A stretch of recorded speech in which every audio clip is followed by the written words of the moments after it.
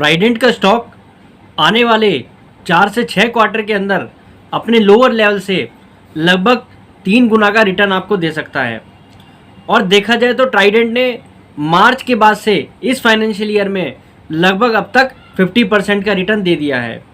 Trident के share में दरअसल तेज़ी आने के पीछे काफ़ी बड़े रीज़न हैं और उस रीज़न में एक सबसे बड़ा कारण जो दिखाई दे रहा है वो है मैनेजमेंट के द्वारा बताया गया कैपेक्स प्लान। और ये कैपेक्स प्लान काफ़ी बड़ा कैपेक्स प्लान है कंपनी के लिए, क्योंकि कंपनी अपने कोर बिजनेस का भी काफ़ी बड़ा एक्सपेंशन करने जा रही है और साथ ही साथ अदर वर्टिकल्स में भी कंपनी अपनी कैपेसिटी एक्सपेंशन करने जा रही है। तो आज के इस वीडियो में मैं आपके साथ ट्राइडेंट का कैपेक्स प्लान डिकोड करूंगा, साथ ही साथ कंपनी के फाइनेंशियल पर एक ब्रीफ डिस्कशन करूंगा और आपको ये भी बताऊंगा कि ये कैपेक्स प्लान के कारण कंपनी के शेयर प्राइस पर क्या इम्पैक्ट आ सकता है या शेयर प्राइस कहां तक जा सकता है, इसका भी हम एक आइडिया लगाने की कोशिश करेंगे। चलिए वीडियो को शुरू करते हैं और ट्राइडेंट के बारे में डिटेल एनालिसिस करते हैं। ट्राइडेंट के अगर बिजनेस मॉडल की बात करें तो कंपनी के पास इस समय 4 वर्टिकल हैं बिजनेस करने के लिए। कंपनी के सबसे पहले वर्टिकल में कंपनी यार्न बनाने का काम करती है। दूसरे वर्टिकल के अंदर कंपनी होम फर्निशिंग का काम करती है, जिसके अंदर कंपनी बेड लिनन और बाथ लिनन जैसे प्रोडक्ट बनाती है। तीसरे वर्टिकल में कंपनी पेपर बनाने का काम करती है और चौथे वर्टिकल के अंदर कंपनी इस समय केमिकल बनाने का काम कर रही है। कंपनी के अगर कोर बिजनेस की बात करें तो कंपनी के लिए होम फर्निशिंग का जो बिजनेस है और यार्न का जो बिजनेस है वो कंपनी के लिए कोर बिजनेस है, जहां से कंपनी को सबसे ज़्यादा रेवेन्यू आता है। यहीं अगर हम बात करें कंपनी के पेपर बिजनेस की तो नॉर्थ इंडिया के अंदर कंपनी के पेपर बिजनेस की एक स्ट्रॉन्ग प्रेजेंस है। कंपनी के पास इस समय 3 प्लांट हैं जो कि पंजाब में और एमपी में इस समय कंपनी चला रही है। कंपनी के अगर केमिकल बिजनेस की बात करें तो कंपनी केमिकल बिजनेस के अंदर सल्फ्यूरिक एसिड बनाने का काम करती है। कंपनी का सल्फ्यूरिक एसिड बैटरी सेगमेंट में भी यूज़ होता है और साथ ही साथ इंडस्ट्रियल पर्पज से भी यूज़ होता है। कंपनी का जो यार्न बनाने का बिजनेस है उस पर कंपनी को लगभग इस समय 24% रेवेन्यू आ रहा है ओवरऑल रेवेन्यू का। और देखें तो यार्न वाले बिजनेस जो है कंपनी का, उसमें जितना भी कंपनी माल बनाती है वो ज़्यादातर कंपनी के पास अपने यहीं कंज्यूम हो जाता है, जिससे कंपनी टेक्सटाइल प्रोडक्ट बनाती है और जो कुछ यार्न कंपनी के पास बचता है उसको कंपनी एक्सपोर्ट कर देती है।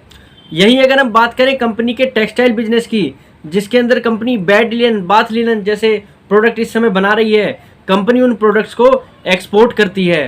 कंपनी के लिए एक्सपोर्ट काफ़ी बड़ी मार्केट है और कंपनी के अगर रेवेन्यू में हम देखें तो लगभग 53% कंपनी को रेवेन्यू एक्सपोर्ट से आता है। और कंपनी की अगर क्लाइंट लिस्ट को भी देखें तो कंपनी के पास डीमार्ट, टारगेट, वॉलमार्ट, आइकिया, मंत्रा, फ्लिपकार्ट, अमेजोन जैसे ब्रांड्स के साथ कंपनी इस समय अपने कारोबार को कर रही है। और कंपनी की प्रेजेंस इस समय ऑनलाइन में भी है, तो कंपनी के प्रोडक्ट ऑनलाइन पे भी अवेलेबल हैं, साथ ही साथ ऑफलाइन स्टोर पर भी कंपनी के प्रोडक्ट इस समय अवेलेबल है। कंपनी की अगर हम बेड लिनन बनाने की कैपेसिटी को देखें तो वो इस समय लगभग 1.2 लाख मीटर पर डे बनाने की कंपनी के पास कैपेसिटी है बेड लिनन की, जो कि ये बता रहा है कंपनी का साइज काफ़ी बड़ा है। यहीं अगर हम बात करें कंपनी के पेपर बिजनेस की तो नॉर्थ इंडिया के अंदर कंपनी का पेपर काफ़ी फेमस है और कंपनी के प्रोडक्ट काफ़ी रेपुटेटेड प्रोडक्ट हैं कंपनी के। अगर हम देखें इस समय कंपनी की तो 1.75 मैट्रिक टन पर एनम बनाने की कंपनी की कैपेसिटी है इस समय पेपर की। और कंपनी के पास व्हीट स्ट्रॉ बेस्ड टेक्नोलॉजी है पेपर बनाने की और कंपनी का प्लांट पंजाब में होने के कारण इसके लिए कंपनी को काफ़ी बेनिफिट मिलता है, क्योंकि पंजाब में स्ट्रॉ इजीली अवेलेबल है। हम पिछले कुछ सालों का डाटा भी देखें तो कंपनी ने अपने काफ़ी रेशोज में काफ़ी कुछ सुधार किया है। कंपनी ने अपने डेट टू इक्विटी को 0.96 जो कि FY14 के अंदर था उसको घटाकर लगभग 0.25 पर पहुंचाया है। तो कंपनी ने अपने डेट का ज़बरदस्त रिडक्शन किया है। और अगर हम उसको फिगर वाइज देखें तो FY16 के अंदर कंपनी के ऊपर लगभग 3442 करोड़ रुपए का डेट था, जो कि इस समय लगभग 1374 करोड़ रुपए का है। और कंपनी के लिए एक ड्रॉबैक ये भी है कि कंपनी का ज़्यादातर बिजनेस एक्सपोर्ट बेस्ड होने के कारण कंपनी के लिए वो भी एक पेन बना रहता है। अगर एक्सपोर्ट की मार्केट की हालत ख़राब होती है तो उसका इम्पैक्ट कंपनी के फाइनेंशियल्स पर ज़रूर पड़ता है। पर कोरोना के बाद अगर देखा जाए तो कंपनी के लिए FY22 ईयर जो था वो काफ़ी जो है एक्सेप्शनल ईयर रहा उसके अंदर कंपनी की सेल्स में, प्रॉफिट में, एबिटा मार्जिन में, अगर प्रॉफिट आफ्टर टैक्स में हम देखें तो एक बहुत बड़ी वृद्धि देखी गई। वो कंपनी के लिए एक एक्सेप्शनल ईयर था, जिसके कारण कंपनी को डोमेस्टिक मार्केट से भी और इंटरनेशनल मार्केट से भी काफ़ी फ़ायदा हुआ। और उसी दौरान कंपनी का शेयर अपना हाई भी बनाता है। उसके दौरान कंपनी का शेयर लगभग 68-69 रुपीज़ के पास पहुंच गया था। पर अब देखा जाए तो कंपनी के शेयर के अंदर दोबारा तेज़ी आनी स्टार्ट हो गई है, जो कि मैंने आपको भी शुरुआत में भी बताया। उसका कारण है कंपनी का कैपेक्स प्लान। दरअसल कंपनी का ये कैपेक्स प्लान काफ़ी बड़ा है। इससे कंपनी का जो कोर बिजनेस है उसके अंदर भी काफ़ी बड़ी कैपेसिटी एडिशन आने वाली है। अगर हम कंपनी के इस समय कोर बिजनेस के अंदर जाकर यार्न के बिजनेस की भी बात करें तो कंपनी के पास इस समय 3 तरीके की मशीन है जिसके अंदर कंपनी यार्न को बना रही है। स्पिंडल्स, रोटार और एयरजेट। इसमें कंपनी अगर देखें तो स्पिंडल्स की कंपनी की जो कैपेसिटी है 5.89 लाख यूनिट्स की है। अगर रोटार की बात करें तो 7464 यूनिट्स की है। यहीं अगर हम बात करें एयरजेट की तो कंपनी के पास लगभग 320 यूनिट्स हैं और कंपनी इस समय 64% यूटिलाइजेशन के साथ काम कर रही है। अगर हम कंपनी की माने तो कंपनी एक काफ़ी बड़ा एडिशन करने जा रही है। कंपनी इसके अंदर स्पिंडल्स के अंदर 1.93 लाख यूनिट का एडिशन करने जा रही है, जिससे कंपनी की जो कैपेसिटी है वो 7.82 लाख पर पहुंच जाएगी। और कंपनी को इस समय यार्न बिजनेस से लगभग 1509 करोड़ रुपए का रेवेन्यू आ रहा है। और इस कैपेसिटी एक्सपेंशन के बाद ये कंपनी कहीं ना कहीं सेल्स को 2100 करोड़ रुपए के आसपास पहुंचा देगी, अगर कंपनी 64% का ही कैपेसिटी यूटिलाइजेशन पर रहती है। और अगर कंपनी कैपेसिटी यूटिलाइजेशन और बढ़ाती है तो निश्चित रूप से यहाँ से कंपनी की सेल्स पर काफ़ी बड़ा इम्पैक्ट आने वाला है। यहीं अगर हम बात करते हैं कंपनी की कैपेसिटी एडिशन की, कंपनी के टेक्सटाइल प्रोडक्ट के बारे में, तो कंपनी का वहाँ पर भी काफ़ी बड़ा प्लान है। बेड लिनन सेगमेंट के अंदर जो कंपनी की करंट कैपेसिटी है 1.2 लाख मीटर पर डे की, उसमें कंपनी इस समय 58% की कैपेसिटी को ग्रो करने वाली है। कंपनी अपनी कैपेसिटी को 70,000 मीटर पर डे से बढ़ाकर उसको 1,90,000 पर डे पर ले जाने की इस समय कोशिश में लगी हुई है, जिसके लिए कंपनी कैपेसिटी एक्सपेंशन कर रही है। और कंपनी का ये बिजनेस कंपनी को काफ़ी बड़ा इम्पैक्ट कंपनी के सेल्स पर आगे आने वाले समय पर लाएगा। और अगर हम बात करें बाथ लिनन बिजनेस की तो कंपनी के पास इस समय करंट कैपेसिटी के अनुसार 622 लूम्स इस समय कंपनी के पास हैं और कंपनी 48% कैपेसिटी का यूटिलाइजेशन कर रही है। पर कंपनी की माने तो कंपनी 42 लूम्स और ऐड करने जा रही है इस फाइनेंशियल ईयर में और कंपनी के पास 664 लूम्स हो जाएंगी बाथ लिनन सेगमेंट के अंदर। अगर देखा जाए तो कंपनी का इस सेगमेंट के अंदर लगभग 6.5% का कैपेसिटी एक्सपेंशन है। और अगर हम टेक्सटाइल बिजनेस के अंदर बाथ लिनन और बेड लिनन दोनों बिजनेस को अगर एक साथ जोड़कर देखें तो कंपनी लगभग 33% की कैपेसिटी एडिशन करने जा रही है।